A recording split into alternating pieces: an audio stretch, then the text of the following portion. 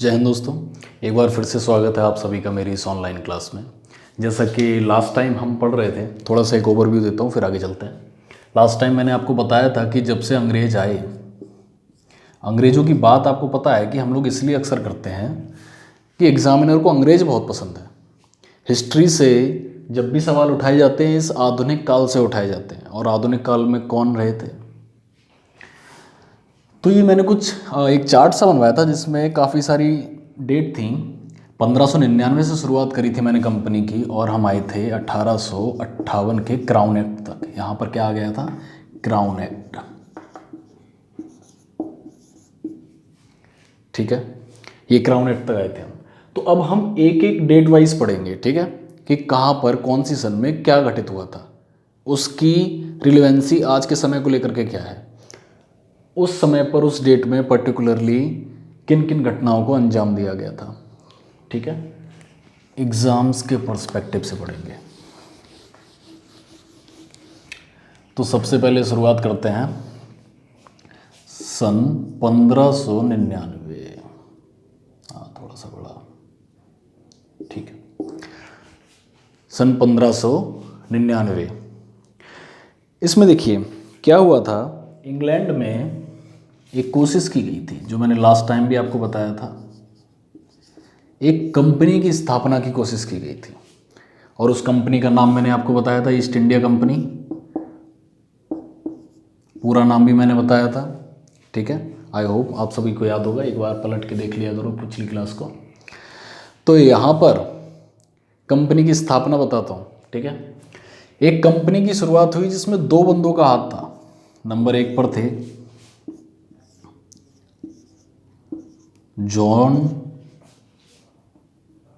Second पर थे George.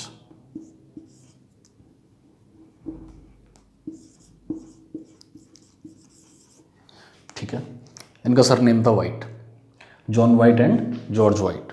इन दोनों भाइयों ने कंपनी की स्थापना की एक प्रयास किया, एक सफल प्रयास किया यूँ कहें तो। और इनके साथ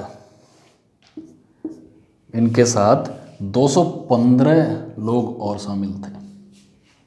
कहते ना, जैसे ये डायरेक्टर हो गए, वो पूरा चार्ट समझाया था, court of directors, court of proprietors, share धारक। तो अभी शुरुआत हो रही है, अभी स्टार्टिंग फेज बताता हूँ। John White and George White, इन दोनों भाइयों ने मिलकर के कंपनी की स्थापना की, प्लस 215 सदस्य। ठीक है, इस काम को करने में इन्होंने मिलकर के ये ईस्ट इंडिया कंपनी की स्थापना की। ईस्ट इंडिया कंपनी इसका नाम बाद में पड़ा है, पहले कुछ और नाम था, ठीक है, जो मैंने आपको बताया था। एक बार बता ही देता हूँ क्या था। गवर्नर एंड कंपनीज, ठीक है, governor and companies of London trading into east Indies. ठीक है, governor and companies of London trading into east Indies. तो यहाँ पर ईस्ट इंडिया कंपनी की स्थापना इन्होंने करी। लगभग, खर्चा बताता हूँ मैं, खर्चा कितना हुआ था। इस कंपनी की स्थापना करने के लिए, इस सन की बात हो रही है 1599 में, कंपनी से संबंधित क्या हुआ था। तो देखिए खर्चा आया था 33,133 पाउंड। ठीक है, 33,133 पाउंड। पाउंड सुना होगा, पाउंड स्टर्लिंग, ये सब इंग्लैंड की करेंसी है। ठीक है, पाउंड इंग्लैंड में चलता है, हमारे यहाँ के चलता है रुपीज़। अब हम पूछेंगे ये रुपीज़ में कितना हुआ, तो लगभग ये रुपीज़ में उस समय, अभी का नहीं, उस समय ये 40 लाख रुपीज़ था। ठीक है, 40 लाख रुपए खर्चा करके इस कंपनी की स्थापना की गई थी। दो भाइयों ने की थी जिनका नाम था John White and George White. इन दोनों भाइयों ने 215 अन्य सदस्यों की मदद से इस कंपनी की स्थापना की थी, जिसका नाम आगे जाकर पड़ा था ईस्ट इंडिया कंपनी, और ओरिजिनल उसका नाम था governor and companies of London trading into east Indies.